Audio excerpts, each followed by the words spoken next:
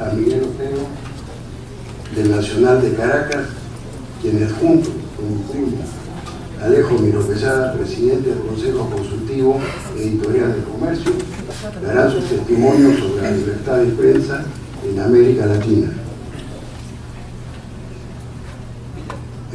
Contando con la valiosa conducción de Fritz Duval, director periodístico del Comercio, a todos nuestros huéspedes les deseo una feliz estadía en nuestra capital y aprecio mucho sinceramente la deferencia de su grata presencia entre nosotros.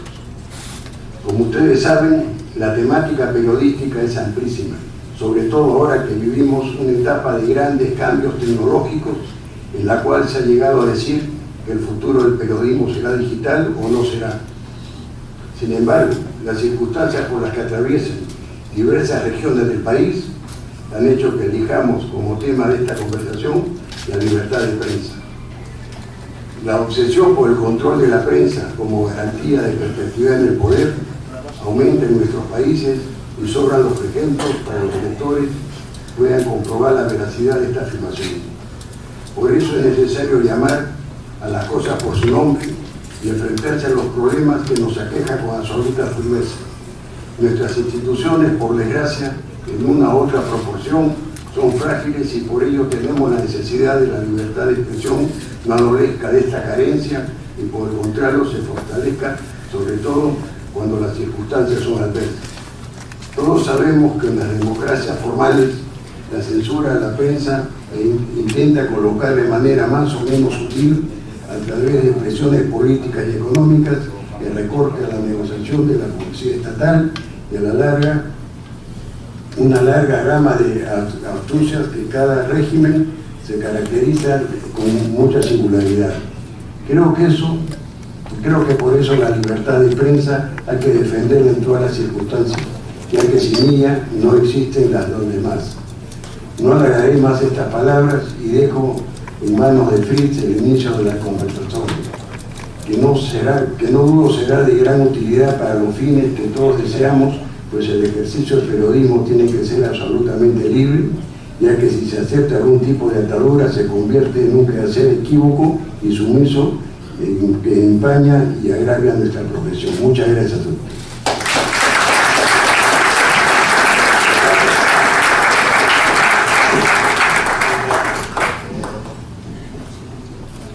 Bueno, empecemos el conversatorio.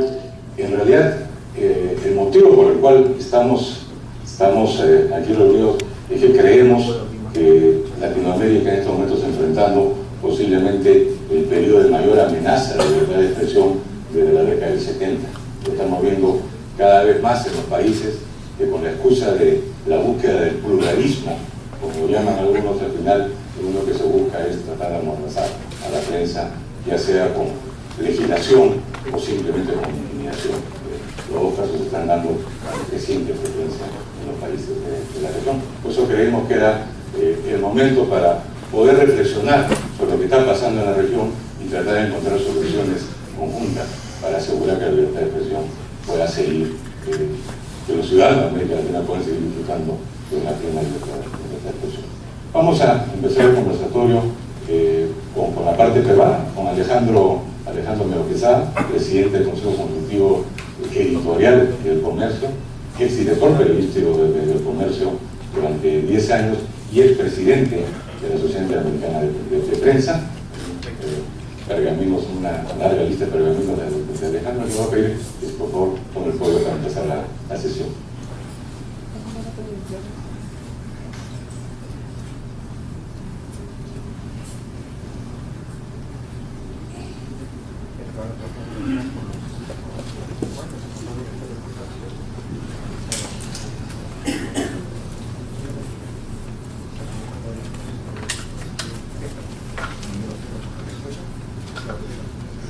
Buenos días, gracias por su presentación, pues, y gracias a todos ustedes por estar acá. Yo quisiera empezar con una visión un poco política de las causas, o la causa para mí principal que genera todos estos idas y venidas, agresiones y todo lo demás entre la prensa y los gobiernos. Yo les digo lo siguiente, hace muchos años, hace décadas, superadas, había dictaduras en muchos de los países nuestros, en América Latina, y claro, ahí teníamos una cosa muy clara: no había libertad de prensa porque el militar de turno pues se oponía y sencillamente estaban los fusiles de por medio, y la libertad de prensa se ubicaba contra ellos. No pretendían ser demócratas y por lo tanto pues dictaban las normas para que no hubiese libertad de prensa. Así teníamos a Velasco acá que tomó todos los medios principales de información, Perón, Pérez Jiménez, en fin, cada uno le tocó en su momento su respectivo dictador propiamente. Hoy es más sutil. Hoy las agresiones sistemáticas a la libertad de prensa se deben a un problema de autocracia. Y quiero explicar qué entiendo yo por este tema de autocracia con relación a la libertad de prensa. La autocracia viene a ser aquel gobernante que toma bajo sí el control de los tres poderes. Como ustedes saben, la democracia se basa en que hay tres poderes: el legislativo, el ejecutivo y el judicial. Entre los tres se contrarrestan el poder y de ahí es que surge, hablando de utopías, ¿no? Pero en fin, el principio es ese, y de ahí más o menos van cada uno impidiendo que cualquiera de ellos tome el control del país. Cuando hay una gestión política de cualquiera de ellos para tomar el control, básicamente suele ser el ejecutivo, que estamos ante una autocracia. Y eso fue básicamente lo que pasó en el Perú, por ejemplo, en el caso de Fujimori, ¿no? Fujimori toma el gobierno junto con el APRA, Izquierda Unida, y luego él, en vez de gobernar de acuerdo a lo que había anunciado previamente, que era un gobierno muy populista, se convierte en liberal, se enfrenta así al APA y a la Izquierda Unida, que era la fuerza política, las fuerzas políticas que lo habían llevado, hace el autogolpe, y lo hace el autogolpe cuando vivían Montesinos y los militares. Al hacer el autogolpe se queda sin el apoyo político, digamos, de la izquierda y del APRA. Y claro, como es necesario para cualquier gobernante tener un apoyo, un cimiento político que le dé la fortaleza democrática, que quería tener por lo menos, esta la asume de facto la Fuerza Armada, que es la que lo había ayudado a tomar el poder.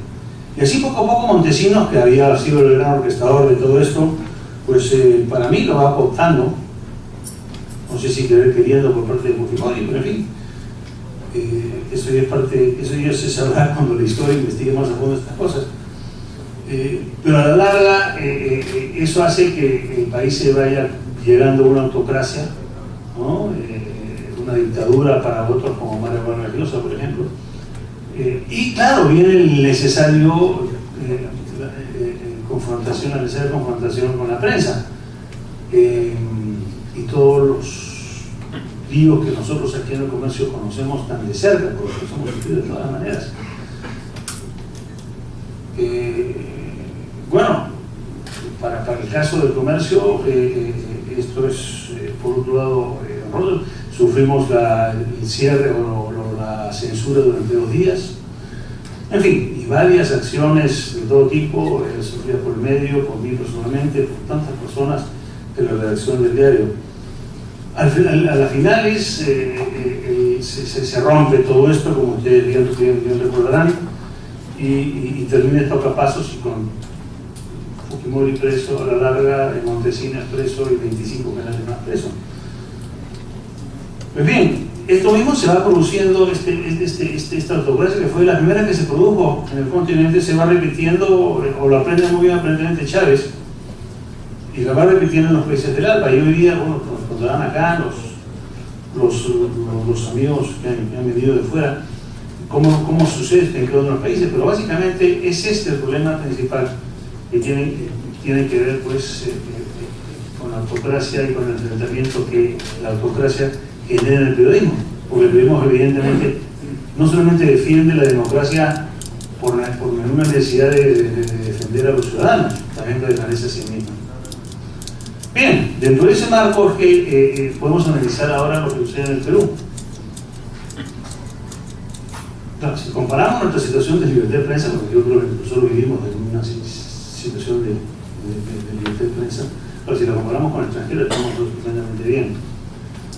No hay en el Perú un gobierno autocrático, gracias a Dios. No hay problemas mayores de libertad de prensa.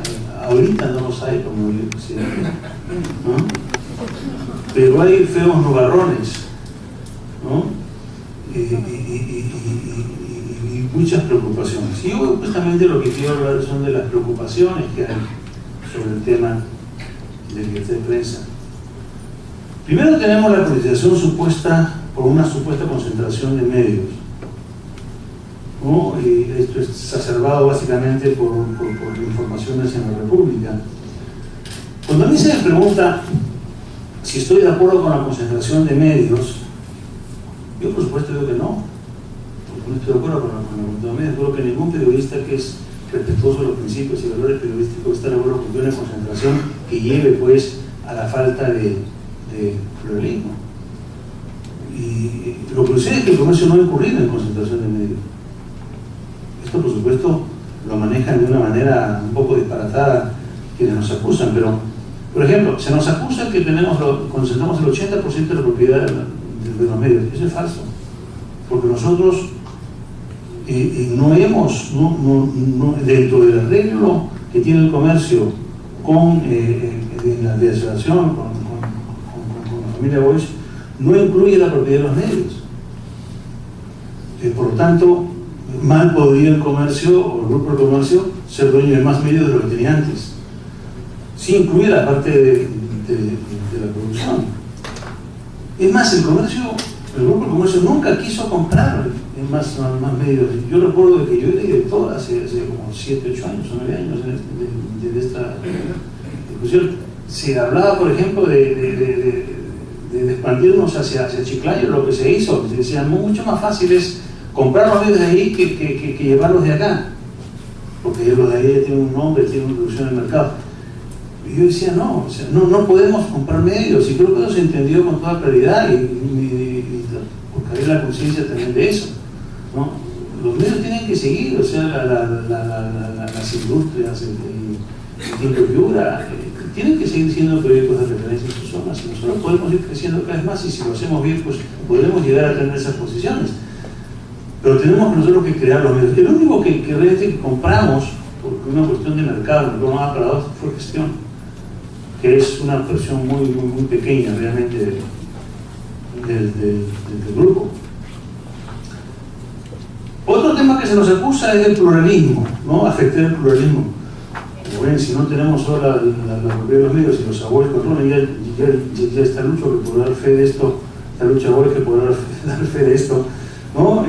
Lucho maneja 100% él los medios de prensa, y el hecho concreto es que en este momento en el Perú hay 3 grupos editoriales, ¿no? Incluyendo por supuesto a prensa, y esa es la idea, que el pluralismo no se afecte.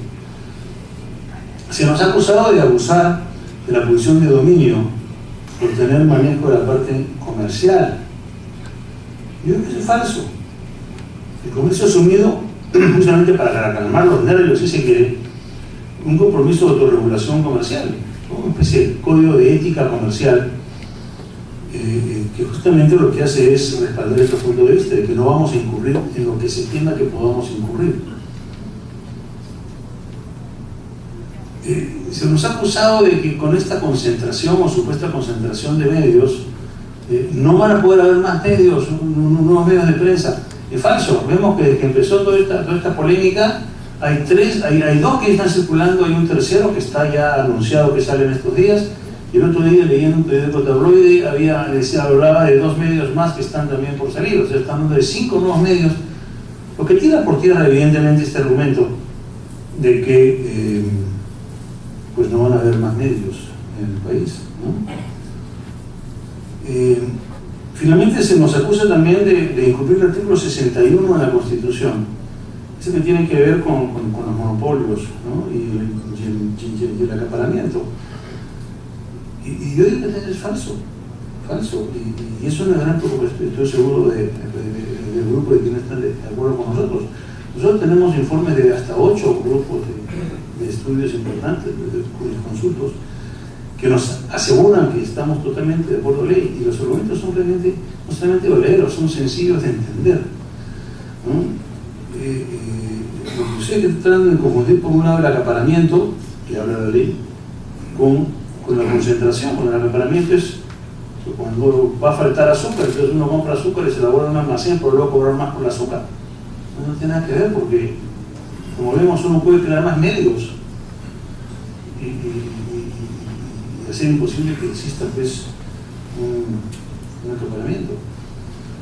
En fin, nosotros estamos muy tranquilos con la posición legal que tenemos. Otra preocupación grande son las declaraciones del presidente Humala. Hoy día vi una también pequeñita, no sé si han escuchado, cuando se le pregunta, la directora del canal de noticias pregunta qué libro está leyendo a Humala en la Feria del Libro en Bogotá, y él dice algo como cómo evitar la concentración de medios, algo así. En fin, hay una cosa que hay que tener en cuenta acá con el tema de Humala. Humala tuvo 2 planes de gobierno. El primero de ellos fue la gran transformación, que lo trae desde la elección anterior, ¿no? Desde el 2006. Y claro, él gana, no que gana, sino que alcanza, digamos, la capacidad para ir a la segunda vuelta con este primer plan de gobierno. Pero se da cuenta que con este plan de gobierno nunca va a conseguir una mayoría de ciudadanos, porque está pues inspirado en el chavismo, y la gente no quiere el chavismo en este país, gracias a Dios, y lo sustituye por la hoja de ruta, que es un corte más hacia izquierda democrática. Todo esto hace que podamos nosotros ver ahora, cuando vemos lo que es la gran transformación. En la página 57 hace un diagnóstico de los medios de comunicación para la democracia ciudadana. Dice cosas como esta, ¿no? En la actualidad, los medios de comunicación están en propiedad de unas pocas manos, lo que ha configurado un cuasi oligopolio mediático que atenta con el derecho de libertad de expresión. Y esto le da a ellos, le da pie para la siguiente propuesta de política. Dicen, elaboración de una ley de comunicaciones audiovisuales que establezca un reparto equitativo y plural de los medios, de distintas formas de propiedad, la privada, la pública, social. Sí, yo creo que este es un planteamiento absurdo, y no tiene ningún sustento. Es decir, cualquiera puede fundar un medio, como estamos viendo, incluso ahora con internet, ni se diga, ¿no? Una manera de expresarse está ahí a la mano. Además hay mucho dinero de izquierda. Yo creo que lo que realmente se busca con toda esta jeringonza es impedir la existencia de medios de centro o de medios de derecha, y tratar de concentrar y permitir solamente la amplitud de medios de lo que les conviene a ellos políticamente, que es una posición típica de las posiciones de nuestra izquierda. Además, si los diarios izquierdistas no se leen, no es culpa de los diarios del centro de derecha, es culpa de que los diarios son muy malos o la gente no quiere leer diarios, pero que no le echen la culpa a que hay que repartir, un reparto equitativo plural de los medios para que la gente de izquierda lea los medios. Que no tiene asideros, ¿no? En fin. Ahora, lo importante es que Humala gobierna acorde con la hoja de ruta, o sea, con el segundo plan de gobierno, que tiene un mérito que hay que reconocerle. Sin embargo, de vez en cuando pues el presidente tiene, yo pienso, sus añoranzas por la gran transformación. Le sale un corazoncito, le sale algo. Por ejemplo, una entrevista que muchos recordarán acá, que iba a hablar de la asociación de prensa con el comercio, el grupo de comercio. El presidente se exacerbó también por la polémica generada en este momento en el club. Y dijo pues la famosa frase, que la operación no era ilegal, pero luego añadió, ahorita no es ilegal, como diciendo, vamos a hacer lo necesario para que esta asociación sea ilegal, lo que evidentemente implicaba un cambio legal, porque no había otra manera de hacerlo.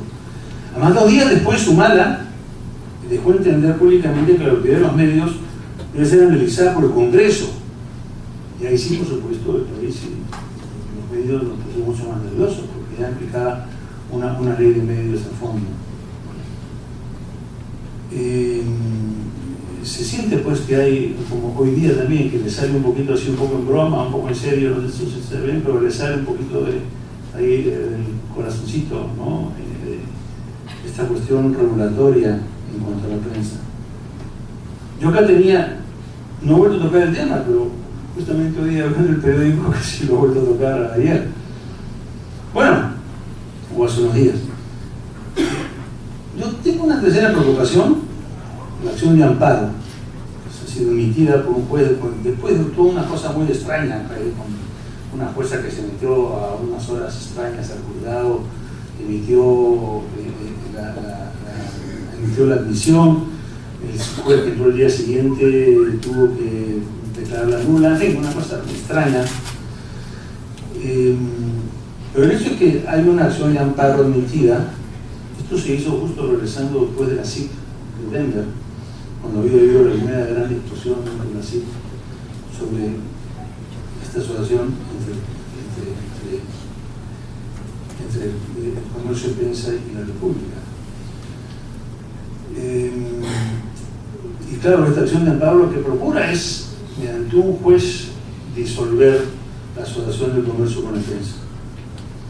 Señala que la acción de prensa agrega el artículo 61, la condición que trata el monopolio y el acaparamiento. Veíamos antes el problema del acaparamiento y cómo de una manera tratan de confundir las dos palabras.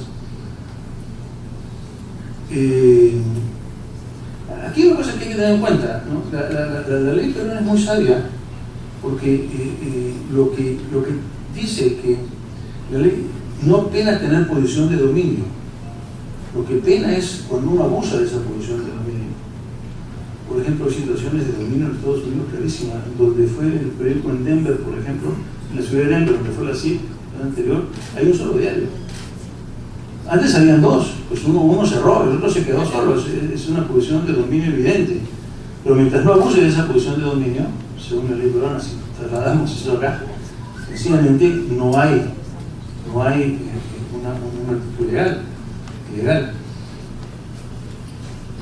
Y como insisto, el comercio nunca recibió una denuncia por abusar de esto. Sin embargo, se le culpa de abusar de la posición de dominio cuando nunca abusó de la posición de dominio, porque no hay ninguna denuncia. Claro, ¿por qué pasa esto? Porque hay una fuerza política atrás, hay un interés político atrás, y claro, hay un interés empresarial muy grande en que esto se convierta en un volcán. Una cuarta preocupación es la ley de prensa que está en ciernes. Hay un grupo de izquierda radical, evidente que no convive con los principios democráticos, que propone una ley que regule la propiedad de los medios. Esto está en manos de Manuel Damer, que es un congresista que estaba en las filas de Humala, pero renunció a las filas de Humala cuando se dio cuenta que Humala no iba a regresar a la gran transformación. Había un gran grupo de gente de izquierda extrema en el grupo de Humala, chavistas, que lo que decían era, claro, esta cuestión de la ruta, ¿no? Es solamente un tiempecito para conseguir los votos y luego que nosotros tengamos los votos, pues ahí ya el presidente se olvida y regresa al esquema original pro-chavista. Cuando se dan cuenta que no es así, entonces se retiran. Es el caso de Damer. Pues él está muy activo. Él está muy activo con el tema de la ley. Más, él lo que señala es que están haciendo audiencias, tienen una audiencia el 28 de abril, pero han tenido el 28 de abril, el 23 de mayo, el 27 de mayo y el 18 de julio en Lima, donde tendrán las conclusiones. Bueno, como hemos puesto esta polémica impulsada por la República, está sirviendo pues de caldo de cultivo dedicado a que se genere, se justifique, o procuran se justifique, una ley restrictiva de la propiedad de los medios. Generan para eso eventos de todo tipo, para exacerbar la opinión pública y tratar de buscar argumentos no legales para ello, porque no los hay. Pero también para apoyar la famosa acción de amparo, porque la acción de amparo, como veíamos, no tiene un sustento legal tampoco. La única manera entonces es darle pues argumentos de tipo político o sociopolítico para que de esa manera pues el juez se sienta cómodo en emitir una eventual sentencia que favorezca a los periodistas de la República. Vemos entonces que hay preocupaciones editoriales por un lado, la ley de medios, una ley de medios de darse y ejercerá restricciones sobre la propiedad de los bienes y de este agredirá la libertad de prensa, no tengo la menor duda. Se bypassea el esquema de autorregulación, que es tan importante en un manejo en un país de libertad de prensa, ¿no? Ese premio y castigo que la ciudadanía a los medios, porque son los ciudadanos los que cierran los medios, son los ciudadanos cuando dejan de creer en un medio que lo cierran. Y es una cosa que funciona, en el Perú lo hemos visto, lo vemos con Expreso. Con Expreso fue clarísimo, lo cuando se descubre que el director de Expreso había vendido, digamos, de alguna manera su línea editorial, la gente deja de comprarlo y el diario se viene por abajo, los canales de televisión, Canal 5, Canal 4, que aparecen recibiendo plumas de dinero de Montesinos, los dos se estuvieron en la quiebra. Entonces sí funciona, y ese sistema que funciona de esa manera no quiere ser asumido por el gobierno, para el gobierno decidir quién debe y quién no debe, qué medios y qué otros medios no deben de existir. Se pretende generar una legislación específica, y esto es muy delicado. La CIP en esto es muy cuidadosa, es decir, bueno, se tenga una ley que sea para todo el país, pero no deben de darse leyes específicas para los medios, porque entonces empieza una cacería de locos con los medios. Y finalmente, bueno, todos somos conscientes que cada vez que se da una ley de prensa en algún país, este ha sido, yo no conozco ejemplos, quizá existe alguno, pero siempre ha sido para darle más control sobre la prensa a los gobiernos. Ha sido el interés principal de una ley de estas. Hay también preocupaciones empresariales, ¿no? Porque los medios de prensa tienen una situación de fragilidad a mediano y a largo plazo, ¿no? Esta cuestión de internet, toda esta cosa que se habla ahora. Y ahora, tampoco es que vayan a desaparecer. Yo no creo en eso. Pero claro, sí tienen que tener un comportamiento muy fino. Entre ellos, por ejemplo, los medios tienen que ver cómo se expanden, ya sea dentro de su propio ambiente, dentro de su propio core, como dicen, o buscando otras ramas de negocio. Esto fue de una manera lo que enfrentó al Grupo de Comercio con el Grupo de la República. Y también se requiere reducir costos, y qué mejor manera de reducir costos que compartir recursos con otros medios, y recursos que no tengan que ver con la parte editorial, como puede ser la impresión, como puede ser la distribución, como puede ser la comercialización. Y esto creo que también se debería leer. Bueno, como conclusión final, ¿no? Todas estas preocupaciones que afectan a la libertad de prensa no son más que consecuencias de un conflicto empresarial, desde mi punto de vista, que se quiere pasar por periodístico y hasta político. Yo creo que debemos de impedir que los enemigos de la democracia logren su objetivo, regular la prensa en el Perú. Muchas gracias.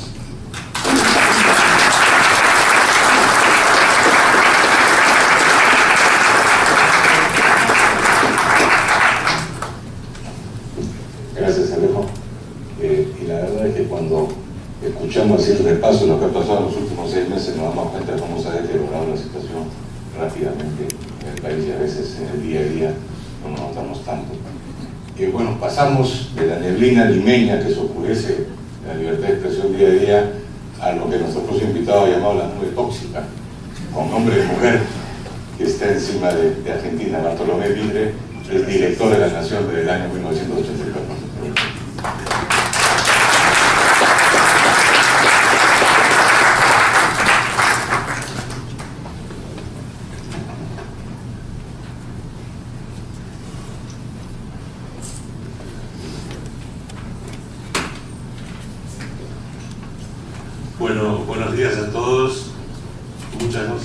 Muchas gracias por su presentación y la del señor presidente del Comercio.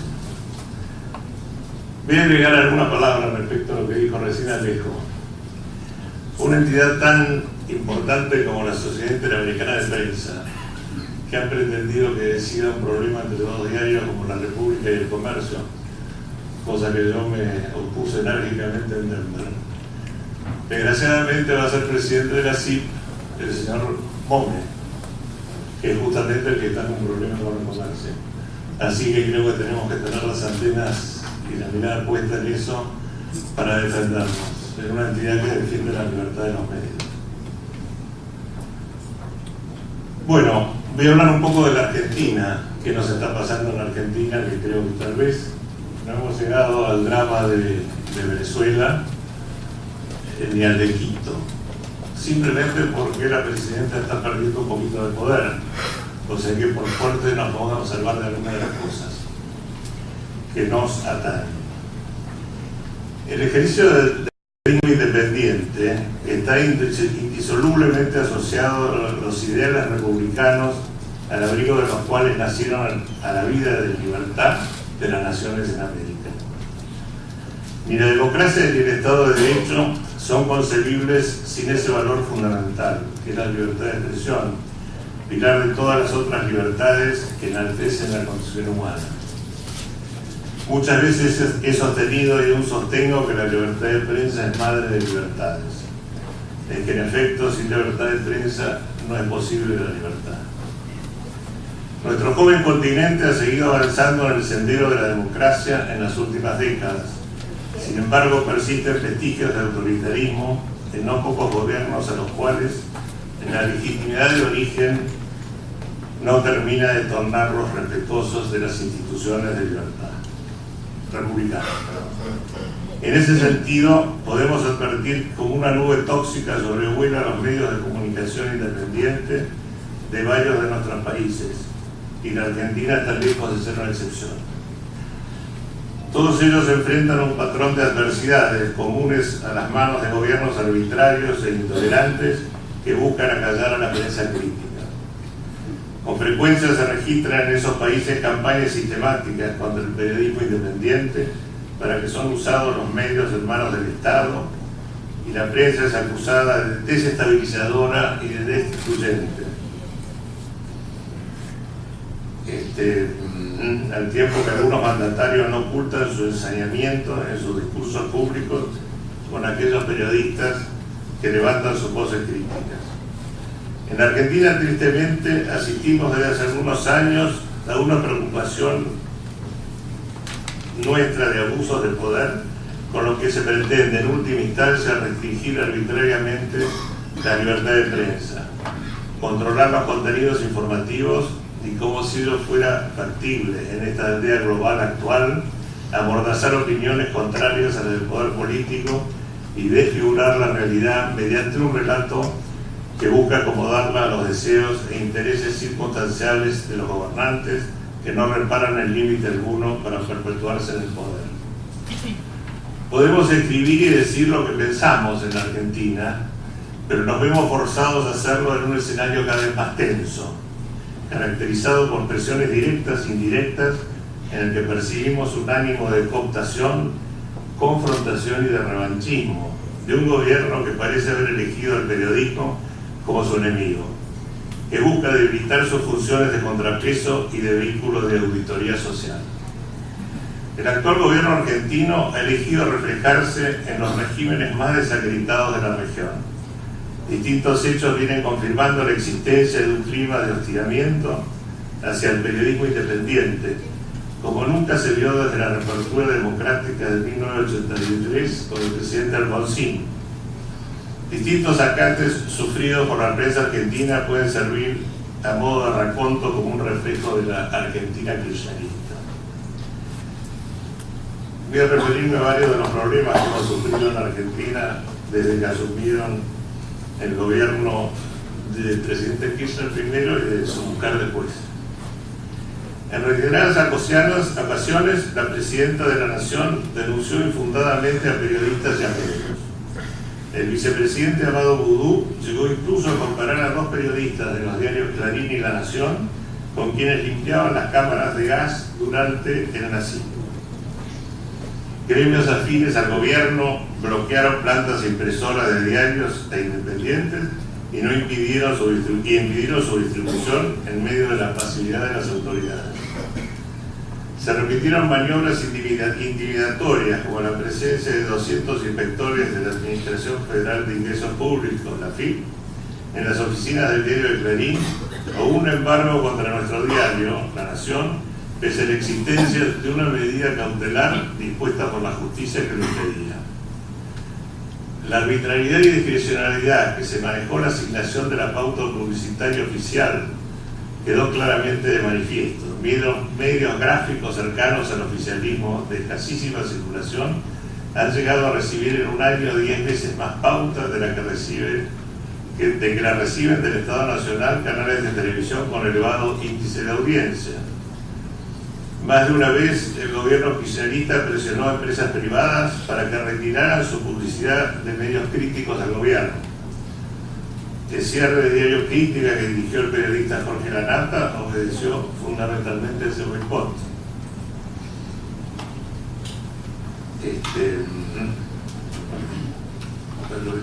Pero el colmo se produjo a principios de 2013, cuando con el pretexto de la puesta en marcha de un congelamiento parcial de precios, se indujo, sin dejar rastros por la Secretaría de Comercio Interior, a grandes cadenas de supermercados y de comercialización de electrodomésticos a no pautar publicidad en medios nacionales. Nosotros más o menos perdimos en el último año 1/3 de la publicidad que teníamos en nuestra página por este siniestro sistema. El Ley de Servicios de la Comunicación Audiovisual, sancionada en 2009 en el Congreso por impulso del partido gobernante, afectó el principio de no retroactividad de las leyes, de la libertad de expresión, el derecho de propiedad y la libertad de comercio, y la igualdad ante la ley. Entre sus aspectos más criticados se encuentran la caducidad de licencia para operar medios audiovisuales, como en el caso de Clarín, que tenía una licencia por muchos años más que antes de la ley. La sanción de la ley por el control de la producción y comercialización del papel para diarios, que abrió la puerta a la posibilidad de una futura expropiación de las empresas papel prensa, cuyos accionistas somos la Nación, Clarín y el Estado, que confería al gobierno un verdadero monopolio estatal, por cuanto además de controlar la principal empresa productora de papel para diarios, seguirá manejando el comercio exterior y otorgando un total discrecionalidad a los permisos para importar papel. La amenaza de la expropiación esconde bajo el pretexto de utilidad pública una fidelidad confiscatoria vinculada a una persecución contra medios que tienen una posición editorial crítica hacia un modelo que aspira a convertir a la prensa en apéndice del poder político. Pero si todo fuera esto poco, gravísimas declaraciones de la Unidad de Información Pública Financiera, la UIF, José Mantela, dieron a entender que los medios de comunicación podrían ser alcanzados por una ley antiterrorista que sancionó el Congreso en nuestro país. Finalmente, debo señalar que las presiones del gobierno a la prensa independiente han llegado al extremo de inventar denuncias por delitos de lesa humanidad contra el CEO de Clarín, el señor Mañeto, y contra mi persona, por la intención de vincularnos por el solo hecho de comprar acciones de papel prensa por delitos de lesa humanidad. Y se hace esto una de las acciones más canallescas que se hayan visto en mucho tiempo para enfrentar el periodismo.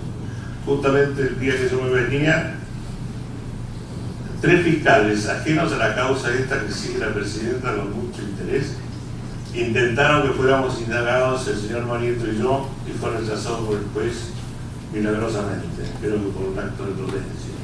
Si no, estaríamos en este momento sufriendo la indagatoria. Las anécdotas acerca del menoscabo del trabajo de la prensa podrían ser interminables, pero tal vez resulte para ustedes más gráfico que la recuerden que en su momento Néstor Kirchner confesó que prefería a los fotógrafos antes que a los periodistas. simplemente porque los fotógrafos no hacen preguntas. Claro que pese a esta subestimación oficial para el periodismo, el kirchnerismo no dudaba de construir su propia red de multimedios, estimándose que alrededor del 80% de los medios en Argentina son propiedad del Estado o de medios afines al gobierno. El hostigamiento a la prensa por parte del gobierno argentino movilizó un grupo que en el país algunos de los más prestigiosos periodistas del país, como Joaquín Morales Solá y Magdalena Ruiz Guiñazú, a presentar una denuncia ante la Comisión Interamericana de Derechos Humanos de la Organización de Estados Americanos. Para los gobiernos kirchneristas siempre ha existido una disputa natural entre la política y los medios de comunicación por definir quién y cómo fija la agenda pública, inquietud oficial que derivó en la idea de que el poder político debería ocupar el lugar del periodismo. Un síntoma que esboza el camino hacia un régimen totalitario que se intenta completar en los últimos tiempos en la Argentina con el avance del Poder Ejecutivo sobre la justicia. El Poder Ejecutivo renegó de la existencia del periodismo, dificultó siempre el acceso a la información y empleó los cada vez más cuantiosos fondos públicos de la pauta publicitaria oficial para condicionar a los medios de comunicación independientes y para premiar a aquellos afines al partido gobernante, en que se adopten criterios objetivos y transparentes como los que deberían existir. La negación de la realidad por parte de los gobernantes es uno de los peores problemas que puede sufrir la sociedad. Por momentos, la reacción de quienes gobiernan la Argentina se asemeja a la de aquella persona que, según un cuento, vivía alejada de toda civilización urbana y cuando viajó a una gran ciudad y visitó un zoológico, al ver un elefante de cuya existencia no tenía noticias, exclamó: "Este animal no existe". También recuerda la actitud de los habitantes de ese pueblo del cuento de Hans Christian Andersen, El traje del emperador, que veían pasar al rey en medio de los elogios de su vestimenta y no se animaban a decirle que estaba desnudo. Los argentinos recibimos diariamente a través de muchos medios oficiales un claro mensaje contradictorio y mirador, según el cual la inflación es mucho menor de la verdadera, al tiempo que la inseguridad y el crimen son meramente sensaciones. Para el gobierno no existe el elefante y el reino está desnudo. Los medios, si se salen del libreto oficial, logran ver el elefante y gritar al rey que está en verdad desnudo, son privados de toda publicidad oficial. Los obsecuentes repiten el discurso falaz y se enriquecen. Los que buscamos la verdad somos asfixiados de todas las formas posibles. ¿Por qué tras las consignas oficiales como la democratización de la palabra y el pluralismo de votos solo está la búsqueda por parte del gobierno de construir un conglomerado de medios al servicio del grupo gobernante? ¿Y por qué detrás de la proclamada democratización de la justicia solo existe la intención de someter a los jueces a la designación del Poder Ejecutivo? ¿Qué nos pasa a los argentinos? Pues simplemente que estamos perdiendo la libertad, que es la mayor fuente de calidad de vida, para quedar sometidos a un modelo político que, entre otras cosas, concibe que la libertad de prensa es una concesión generosa de los gobernantes y no un elemental precepto constitucional de una república. Un modelo cuyo agotamiento, como no poder ser de otro modo, encuentra en el relato oficial la prensa independiente como responsable de todo. Muchas gracias.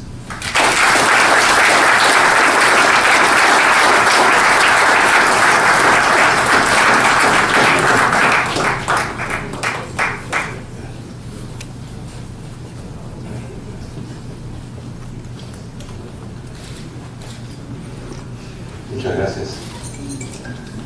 Ciertamente lo de percepción e inseguridad lo tenemos aquí también, no es exclusivo de Argentina, que también creen que todos nos imaginamos los crímenes que no están ocurriendo.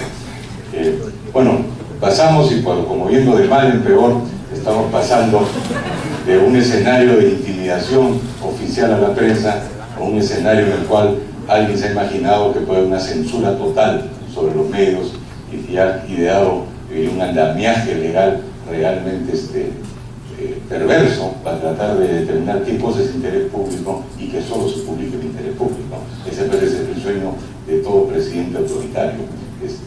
Lamentablemente, usted lo tiene en la realidad, nosotros lo leemos de lejos únicamente. Nuestra siguiente invitada es Guadalupe Mantilla, directora general del diario El Comercio de nuestro Estado.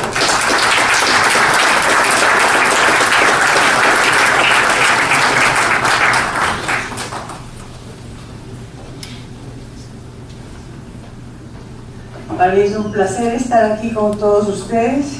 Agradezco mucho al señor presidente del directorio y los otros miembros, y me agrada enormemente pues volver a ver tanto a Alejo Mira Quesada como a Lucho, con quienes hemos sido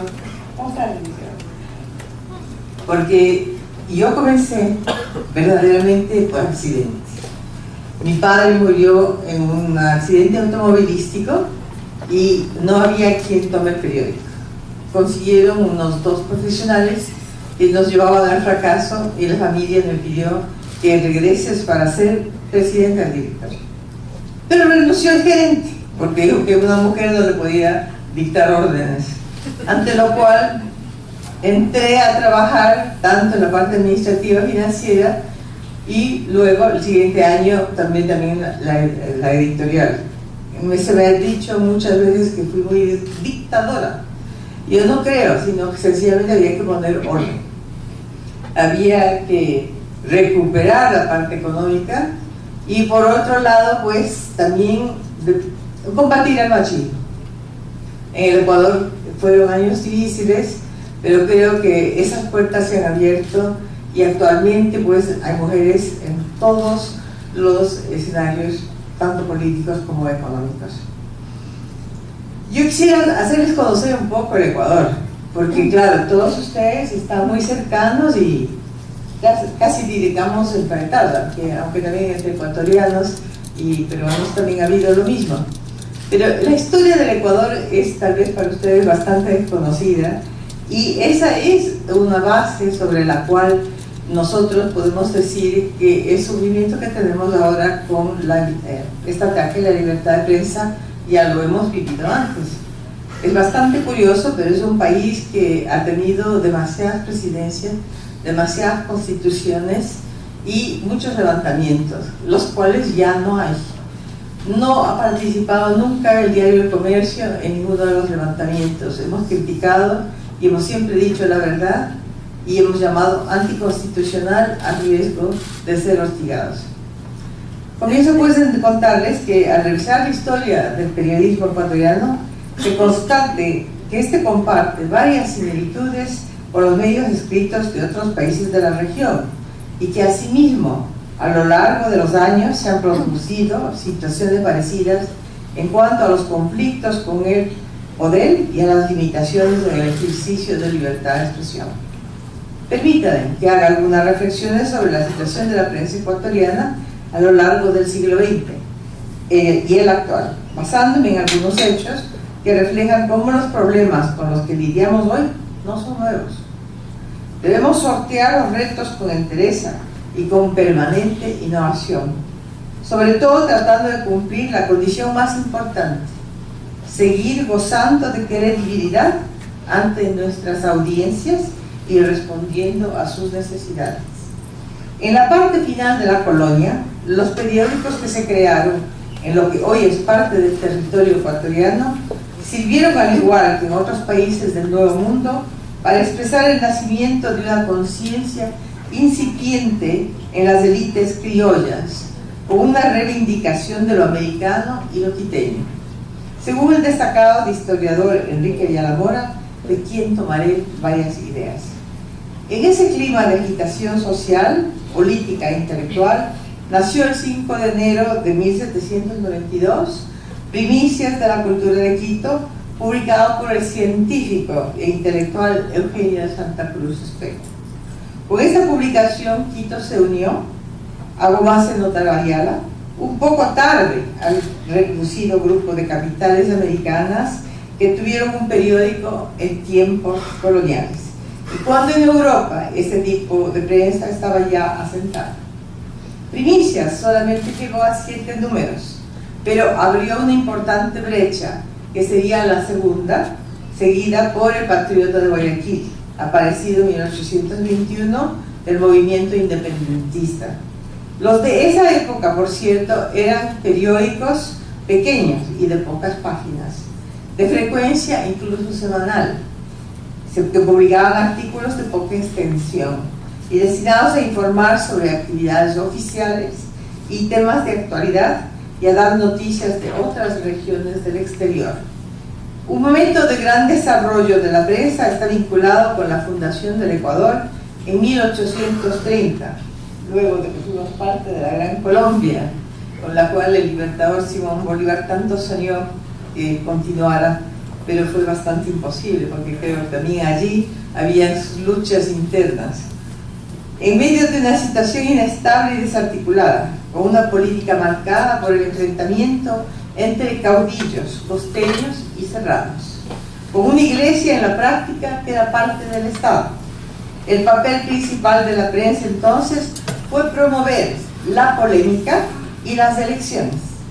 Aparecen órganos de prensa publicados por personas y grupos que deseaban influir en el público y promover iniciativas, que sobre todo políticas o religiosas.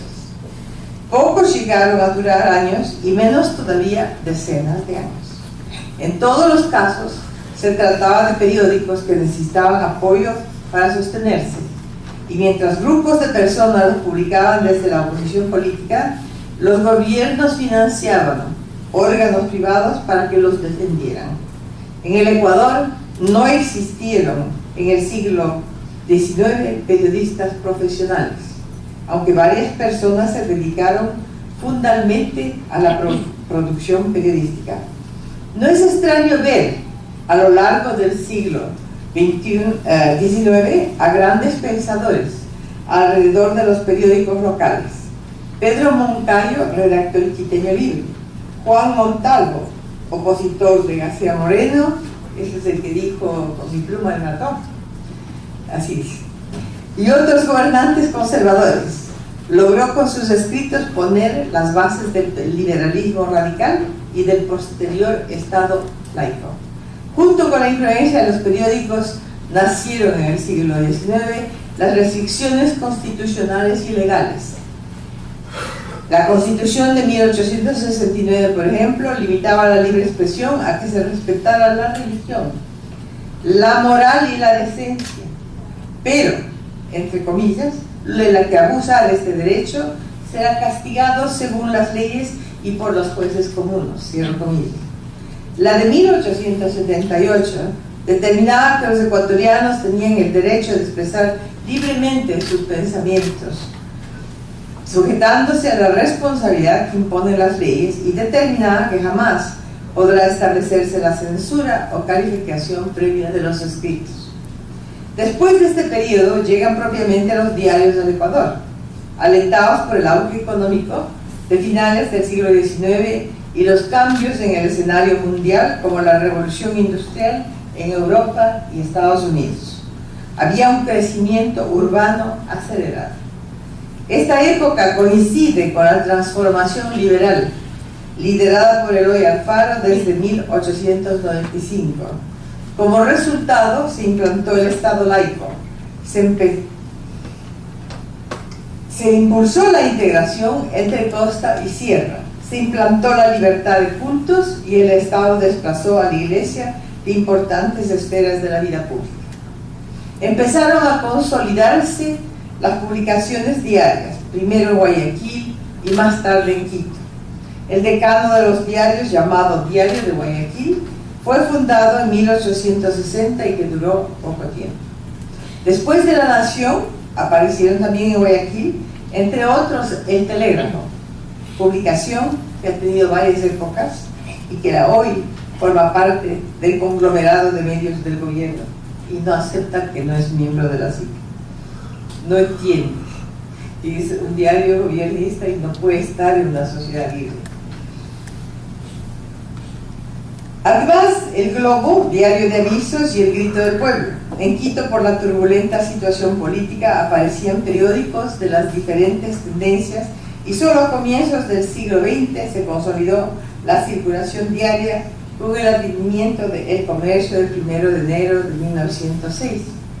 La coincidencia con el nombre de vuestro periódico es sencillamente que en el Ecuador estamos aislados, especialmente Quito, del mundo. Y las únicas noticias pues llegaban a través del barbero, que hacía pues la barba y peinaba a los señores todos los días. Ellos eran los que viajaban y trasladaban las noticias. Y los comerciantes, más que no todos los libaneses, que también traían sus magazines ilustrés, y a través de eso pues teníamos contacto con el mundo. El tren no había llegado todavía. Sus fundadores intentaron, mi tío abuelo y mi abuelo, 109 años, como consta en el prospecto de la primera edición. Las llamaron prospecto y no editorial. Yo nunca me entendí mucho por qué escogieron esa palabra, pero yo creo que tenían otro lenguaje. Hacer de un diario alejado de los vaivenes políticos y que respondiera a las necesidades de la colectividad aglutinada alrededor de ese Quito que quería estar inserto en la modernidad y que pugnaba entre el modelo agrario y el comercial. Esa misma transformación inspira el nombre del diario. Cabe recordar que el tren apenas había llegado un año antes a la ciudad de Riobamba y solo 2 años más tarde llegaría a Quito. Se trataba de un diario que empezaba a financiarse con la publicación de avisos sin dependencia de las acciones políticas. Nos llamaron locos. César y Carlos Mantilla, jóvenes nacidos en Píllaro, provincia de Tungurahua, campesinos, junto con otros 2 socios temporales, se lanzaron a la aventura de pedir préstamos para comprar equipos de impresión en Estados Unidos. Y luego a reunir a un grupo de incipientes redactores aficionados a la escritura, ocuparse de la producción y la distribución del diario. Los noveles directores y la planta producción del comercio vivieron una gran frustración luego del lanzamiento del primer número. Ese mismo 1 de enero de 1906 tuvieron que tomar la decisión de esperar casi un mes para publicar el número 2. El centro de Quito amaneció custodiado por tropas debido a que a más destacamentos militares se habían sumado a la nueva revuelta alfarista, preludio de la llegada del general Eloy Alfaro a Quito el 17 de enero para tomar el mando supremo. Las luchas que marcaron el escenario político durante las 2 primeras décadas del siglo XX fueron convulsas. Era prácticamente imposible que los medios de entonces quedaran fuera del sector bilingüe. Muchos asumieron una postura moderada e independiente. Los fundadores del comercio lograron navegar en medio de estas turbulentas aguas porque tenían el objetivo claro de servicio a la comunidad, un camino que estaba difícilmente exento de dificultades. Tampoco faltaron las clausuras, por ánimo al tiempo y por darles más tiempo para nuestro querido amigo de Venezuela. Tampoco faltaron las clausuras como la que vivió el comercio el 15 de enero de 1908, junto con el apresamiento de su personal. La sanción duró 20 días. La más importante en el marco regulatorio fue que se suprimió la censura eclesiástica y se flexibilizaron las normas para establecer una publicación, pero la represión se mantuvo. Para el comercio, 1921 estuvo marcado por un acontecimiento significativo: la llegada del linotipo y de una prensa de alta tecnología. Pero se avecinaba una crisis de las exportaciones de cacao y empezó una larga depresión, que a inicios de los años 30 se agudizó con la recesión mundial y se expresó internamente entre la lucha entre los comerciantes y banqueros, por un lado, y los latifundistas por otros.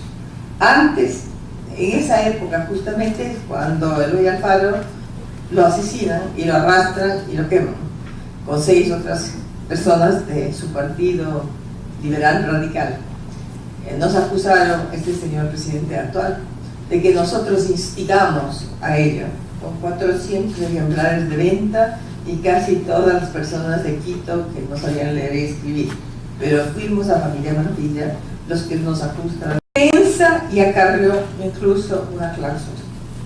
Varias veces mi papá fue a la cárcel, no se quedó todos los 24 horas, pero la última vez sí. Con la segunda generación en acción, se incorporaron a la empresa periodística un vespertino, Últimas Noticias, y en el año 1938 y las emisiones radiales por Radio Quito en 1940. La radio había llegado con retraso a Quito, pero se convirtió en un medio popular e importante. Y si bien la radio trajo buenos momentos al comercio, también marcó uno de sus capítulos más difíciles. En febrero de 1949, luego de un gran terremoto en 48, la puesta en escena del radioteatro, La Guerra de los Dos Mundos de H.G. Wells, provocó, como en Chicago, una reacción popular, ya que la gente creyó en una invasión extraterrestre. Dicha respuesta, con el incendio del diario, sobrepasó los límites normales. Siempre nos quedó la sospecha de que, además de la reacción de ira y susto de la gente, hubo una acción preparada clandestinamente contra el diario.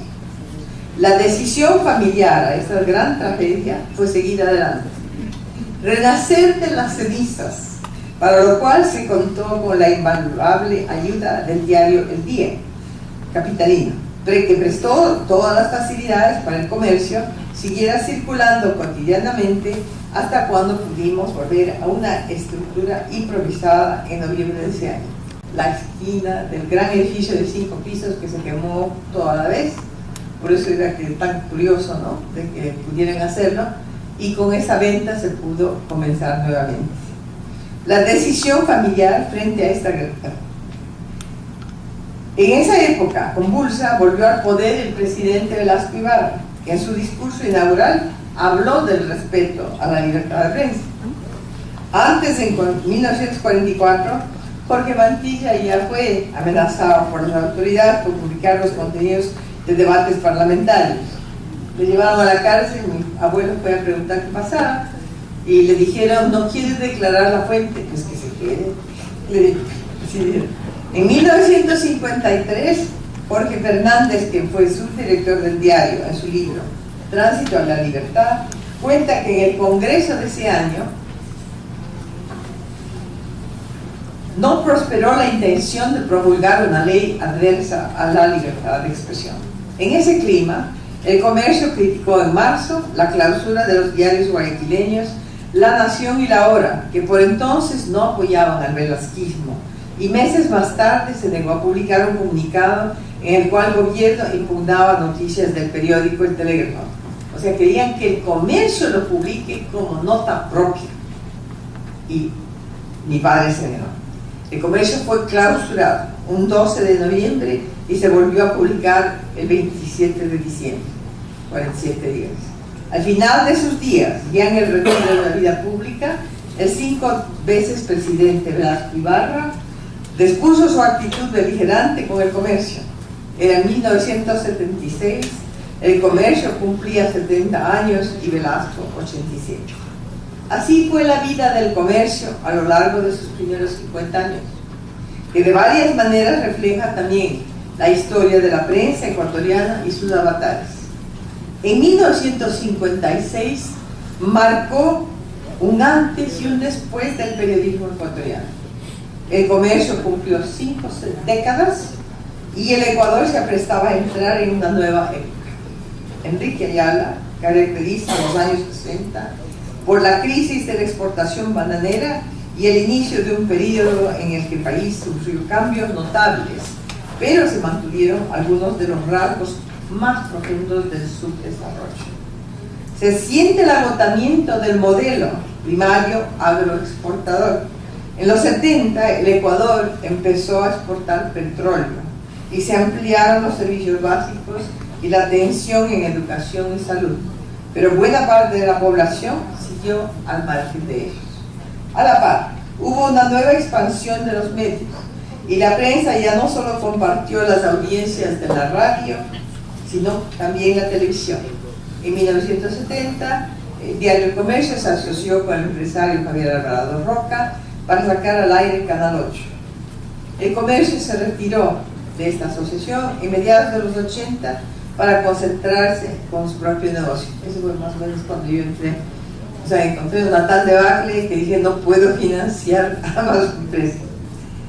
Cuando en varios países de la región los militares tomaron el poder en 1972 e impulsaron la modernización y el reformismo, ellos propugnaron la siembra del petróleo, iniciaron un agresivo endeudamiento, en especial durante la dictadura de Guillermo Rodríguez Lara, promulgaron leyes progresistas que no derrogaron a lo largo de décadas.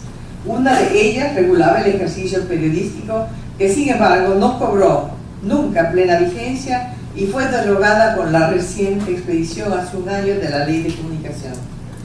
En ese tiempo, esa Ley de Comunicación por la dictadura parecía algo muy fuerte, pero en realidad lo que nos obligaba es a dar al gobierno un cuarto de página diaria, supuestamente para solamente cultura y proponer asuntos como salud y educación, pero de vez en cuando pues se metían con la política y había que ser muy firmes y rechazar. Esos rechazos nos costaban muchos problemas, pero lo hicimos. Hubo importantes transformaciones en los medios. En el caso del comercio, luego de las innovaciones tecnológicas de los años 60, otro momento clave se da en 1973, cuando el diario decide cambiarse a una planta moderna en una zona industrial, casi fuera de Quito, e imprimir en una prensa de gran velocidad y sofisticar sus linotípicos. Entre 1900 y 1979 desaparecen 3 puntales de la organización. Carlos Mantilla Hatton, de mi abuelo, falleció en febrero de 1970. En julio de 76 murió mi tío Carlos, y en abril de 79 falleció mi padre en un accidente automovilístico. Él no pudo ser testigo del retorno a la democracia, proceso que trajo grandes expectativas al país y por el cual él pugnó. No había un día de un editorial que no pedía a la dictadura y a la democracia, y le amenazaban muy a menudo. Nos tocaba entonces a la tercera generación. Venían tiempos difíciles. En 1985 se concretó mi ingreso con el apoyo familiar al encargarme de la presidencia del directorio, la gerencia general y más tarde la dirección. Fueron años de gran aprendizaje que incluyeron varios esfuerzos de innovación y consolidación de los paquetes accionarios. Y nosotros compramos a la familia de mi tío Carlos, quienes no habían estado muy sabios en sus planes económicos y pensamos que el comercio podía tener problemas si es que ellos entraban en problemas de deudas. Desde los años 90, mi hijo Fabricio lideró los cambios tecnológicos, con el paso de las computadoras de sistema cerrado a las Macintosh de sistema abierto. No pudimos ir tan modernos como aquí en comercio o como en Colombia, donde era un gusto ir a ver, pero era tan caro todo y tan sofisticado. Nosotros tuvimos que ir por un camino más discreto, pero seguro. Ganamos muchos premios. Desde el sistema offset de la impresión fue un cambio integral, y el color y otros procesos productivos con cambios en la manera de hacer periodismo. Tuvimos también a un gran profesor, José Hernández, colombiano, que trabajó muchísimos años en El Tiempo, y Ponto Moreno, director de gráfico, que también permaneció con nosotros algunos años y regresó y todavía sigue ahí. Así nos encontró el comercio y a otros diarios ecuatorianos la crisis de la segunda mitad de la década de los 90, que se caracterizó por una gran inestabilidad política y económica y se prolongó hasta el 2006. Entre 1988-89, o sea, hasta llegar hasta el 2000, la crisis económica barrió con 70% de los bancos y todas las compañías financieras. Entramos en la dolarización en el año 2000. Tuvimos 10 presidentes en 10 años luego de eso, y significó para el Ecuador atravesar a finales del siglo XX por la que ha sido calificada como la más profunda crisis que había sufrido nuestra sociedad con empobrecimiento, desempleo y migración. El resto es historia conocida por todos ustedes. No creo equivocarme cuando afirmo que es el siglo XX el que marca el mayor protagonismo de la prensa escrita en la región, con su mayor apogeo y sus mayores retos. Los periódicos se consolidaron, han sido grandes protagonistas de la vida democrática y al final del siglo empezaron a enfrentar los desafíos que les planteó la tecnología, sobre todo el Internet. En el siglo XXI, en el Ecuador y otros países de la región, no solo enfrentamos los efectos de la revolución tecnológica que nos han motivado a buscar nuevas respuestas de cara a las necesidades de las audiencias, sino los efectos de autotituladas revoluciones políticas que traen una serie de restricciones a la libre expresión. En el caso ecuatoriano, esas restricciones van desde lo económico hasta lo jurídico. Comenzaron poniéndonos en la nueva constitución del 2008 como servicio público. Luego pasaron otras leyes hasta llegar a la ley de competencia, que es la ley que regula el mercado, en el cual nos pusieron juntos a la banca. La banca prohibida de tener otros negocios que no fuera la banca. Y los dueños que tenían otros negocios a vender.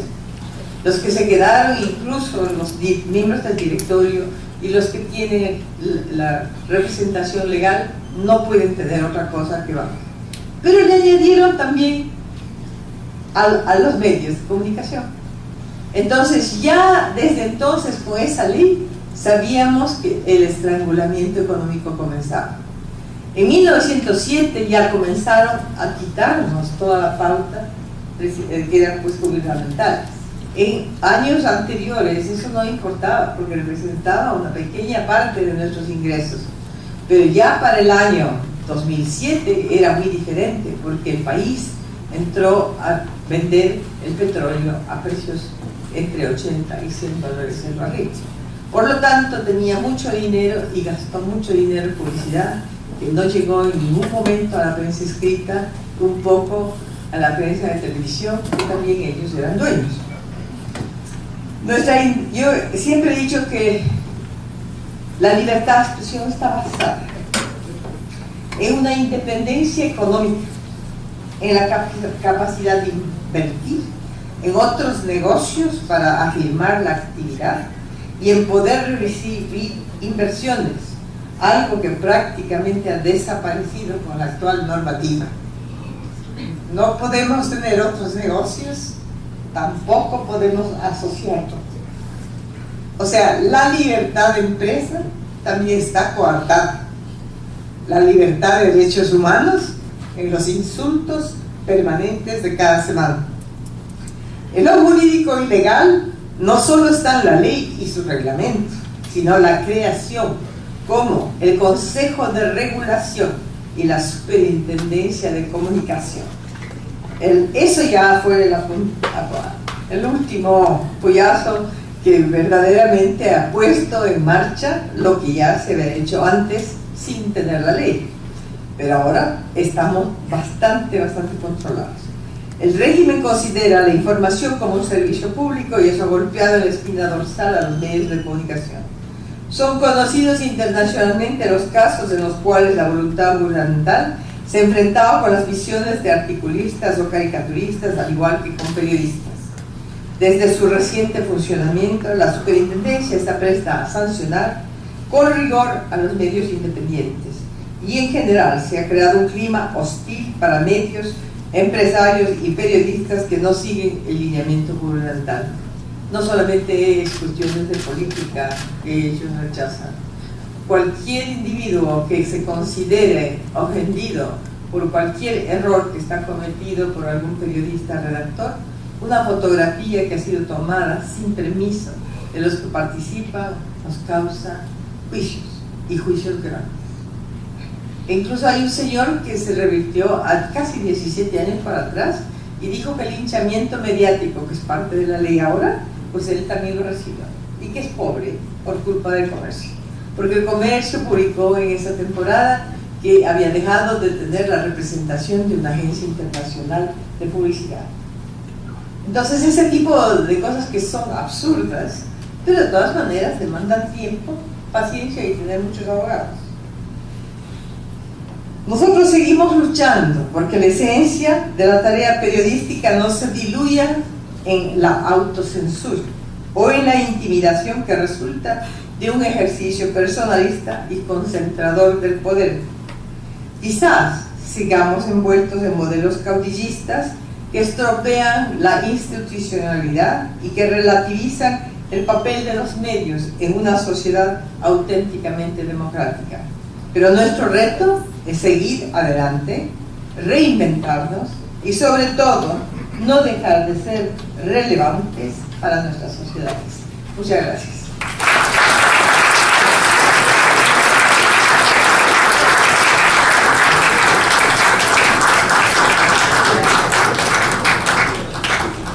Y para concluir, seguimos con el estrangulamiento que ya fue mencionado por Ecuador, pero creo que un caso bastante más extremo. Esta semana Freedom House ha colocado a Venezuela en la triste posición de ser, junto con Cuba, el país con menor libertad de expresión en la región.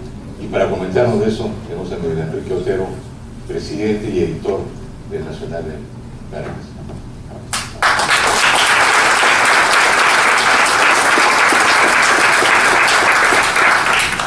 Hola, buenos días. Bueno, la verdad es que primero quiero felicitar al comercio por sus 175 años. En Venezuela no tenemos ningún periódico que haya tenido 175 años. Nosotros tenemos 70 años en Nacional. Hay periódicos un poco más viejos como el Pulso de Barquisimeto que tiene 102, 103 años, pero nunca 175 años, que seguramente lo vamos a tener dentro de 100 años más.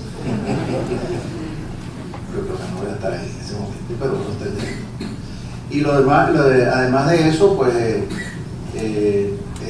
también decir aquí que estamos muy agradecidos con el comercio, porque en esta crisis que nosotros tenemos en Venezuela, la crisis de papel, que ahora voy a describir un poco, pues el comercio ha sido uno de los periódicos que ha ayudado a que nosotros salgamos por lo menos temporalmente de esta crisis prestándonos papel. Igual lo han hecho otros periódicos del continente, una iniciativa que empezó a Diario de Colombia, el bloque de prensa colombiano, y que otros periódicos de América Latina están sumándose a esa acción, entre ellos el comercio y también la Nación de Buenos Aires. Bueno, yo quería hablar un poco de este tema de la libertad de expresión, que no es indisoluble en relación al tema de la democracia y al tema que está viviendo el continente, porque Venezuela de alguna manera es el buque insignia de todo este proceso tan terrible que viven estos países, algunos de estos países. Digamos que en América existen cuatro sistemas políticos. El sistema cubano, que es el comunismo, dictadura del proletariado, que se inició después de la revolución, fusilaron a 100.000 personas, 20% de la población la mandaron para Miami, para donde fuera, y durante 50 años ese régimen se ha mantenido con una línea férrea, sin libertad de expresión, sin propiedad privada, aunque últimamente están tratando de ver cómo salen de eso, pero hasta ahora esa ha sido la historia. Las democracias, como esta, democracias como la que vivió Venezuela hasta la llegada de Chávez, y las democracias que nosotros conocemos en América Latina, las dictaduras que son los regímenes de excepción, las dictaduras del siglo XX, eso es el régimen de Pérez Jiménez, Pinochet, Stroessner, Chapita, Velasco, muchos regímenes de excepción. Muchos de ellos tomaban el poder para defender al país del comunismo y establecían una dictadura férrea. Al final, una alianza cívico-militar, en la mayoría de los casos, salía del régimen y restauraba la democracia.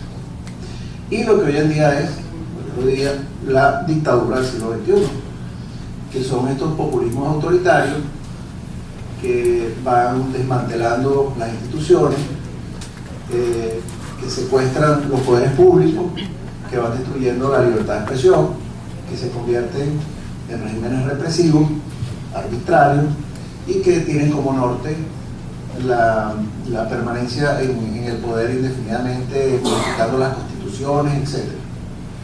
Que es el caso que ha ido de alguna otra manera Venezuela, Ecuador, Bolivia, Nicaragua, Argentina, con matices, pero que en el fondo son estos populismos autoritarios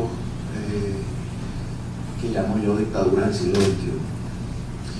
Relación a la libertad de expresión, bueno, no sabemos mucho lo que ocurre, y son estrategias distintas que van conduciendo a eso que ellos llaman la hegemonía comunicacional. Venezuela en el plan de gobierno dice hegemonía comunicacional.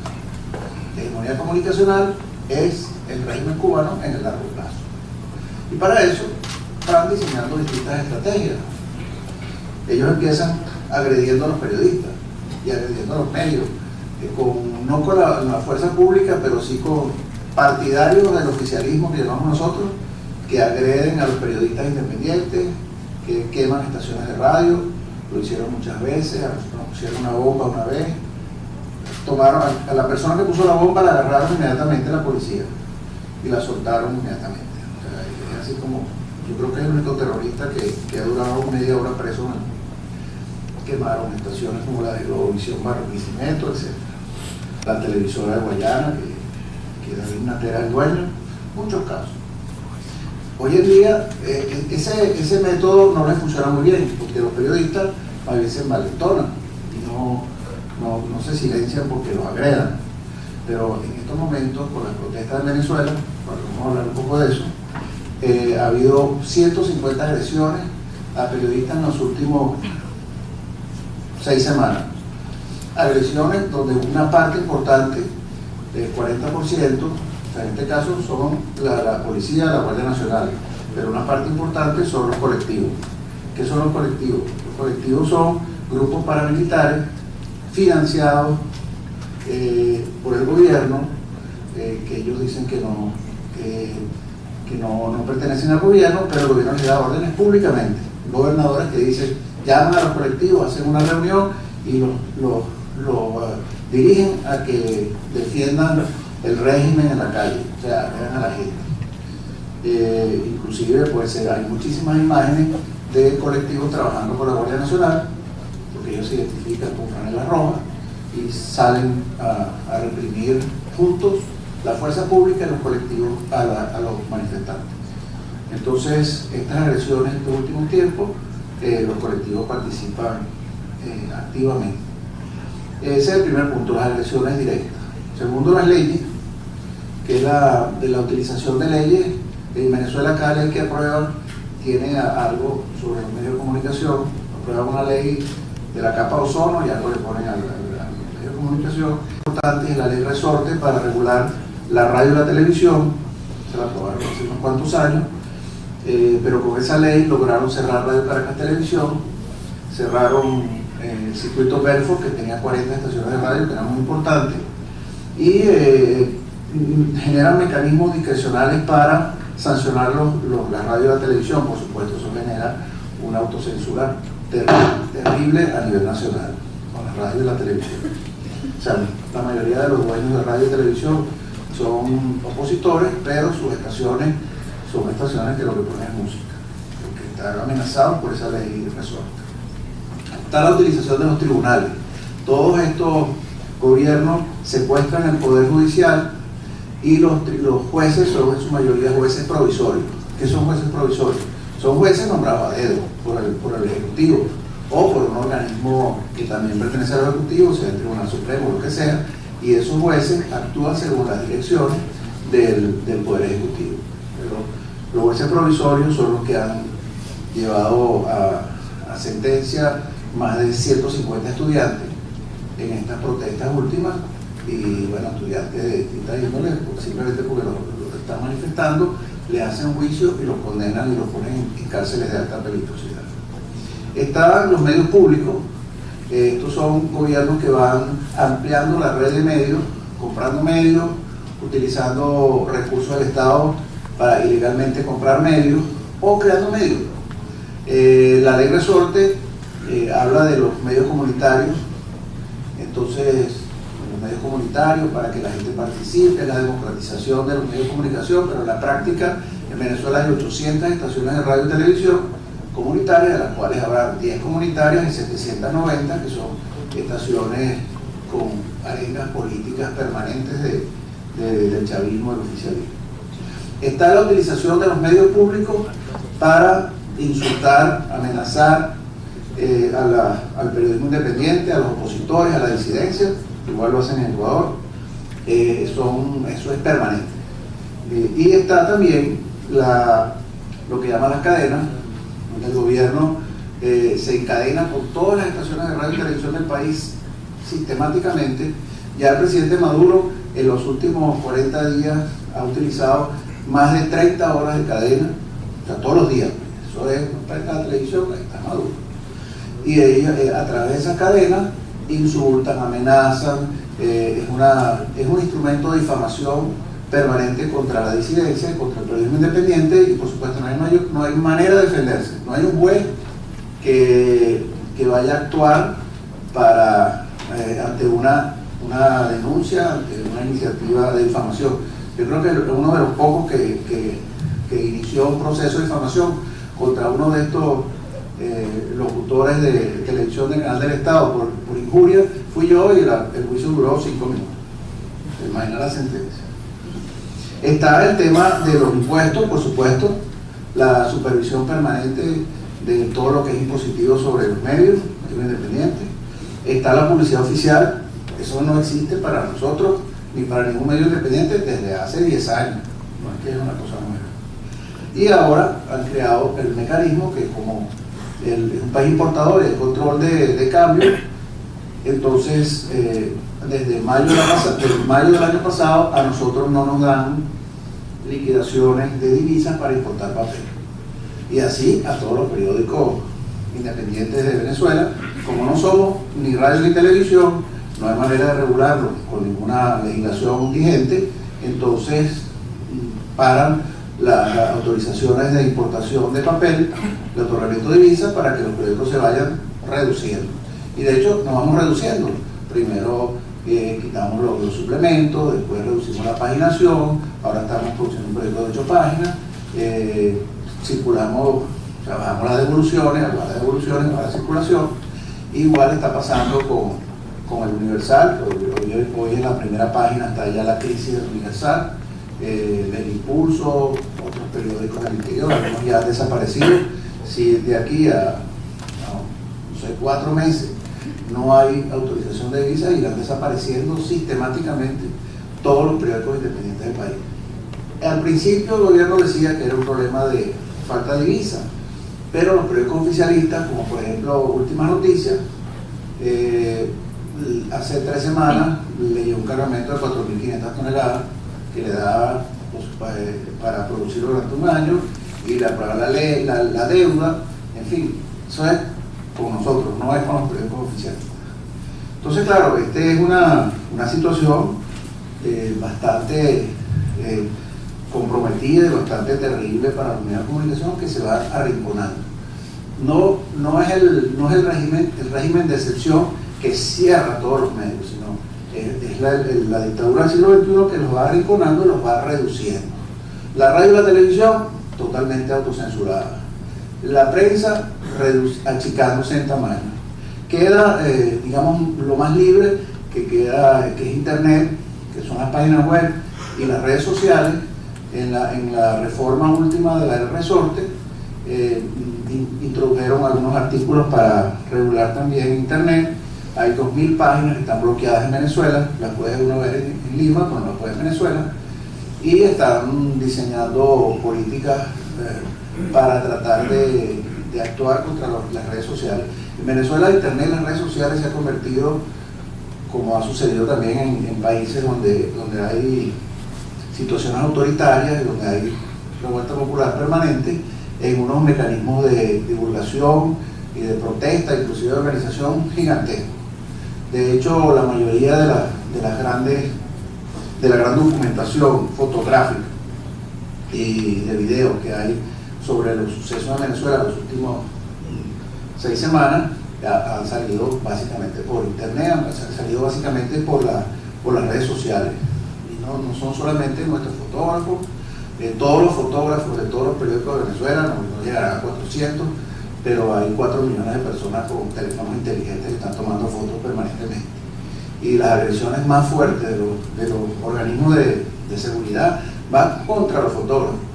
El fotógrafo queda torturado, inclusive, ¿para qué van a torturar a un fotógrafo? El fotógrafo lo que está haciendo un trabajo. Hay una fotógrafa italiana que trabaja con nosotros freelance, que además es chavista. La agarraron, la torturaron, le quitaron la cámara y es lo que está haciendo su trabajo. Y con la sociedad civil, que entiende la importancia de divulgar las fotografías y las imágenes a través de las redes sociales, lo primero que hace un guardia nacional es buscar quién es el que está tomando fotos y contra ese van. Ese es el que van a llevar preso, ese es el que le van a destruir el dispositivo, ese es el que van a atacar más rápidamente. Entonces es un proceso que estamos viviendo de arrinconamiento de la libertad de expresión y de todo dentro de este proceso. Es un proceso, y para extenderme un poco más sobre lo que está pasando en Venezuela, Venezuela es un modelo que está haciendo agua, porque el modelo, digamos, que introdujo Chávez, que es un modelo que se basaba en su personalidad, en su conexión con la gente, y además en un barril de petróleo que subía a $10 el barril cada año, ya no es lo mismo. Hemos llegado a un modelo donde Maduro no es Chávez, donde hay problemas internos dentro del chavismo, y las consecuencias económicas de eso son inflación del 60%, la más alta del mundo, un desabastecimiento del 30%. Yo mismo aquí, nosotros vamos a comprar aceite, desodorante. Imagínense, antes uno iba a Miami y compraba ropa, y ahora uno va a Miami y compra desodorante, harina, jabón, cosas que no se puede creer.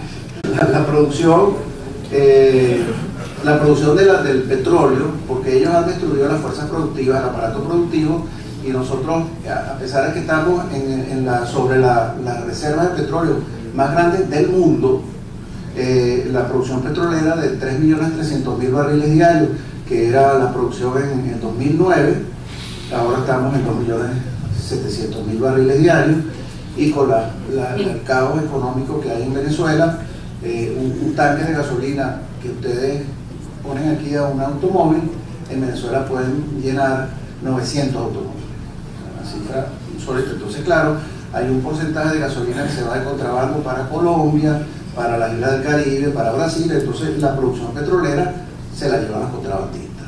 O sea, los peñeros, en Venezuela no hay pescado casi, porque todo pescador le es mucho más rentable llenar los tanques de su peñero de gasolina y llevarla a Aruba o a Curazao o a Trinidad y vender esa gasolina que salir a pescar. Es un trabajo complicado.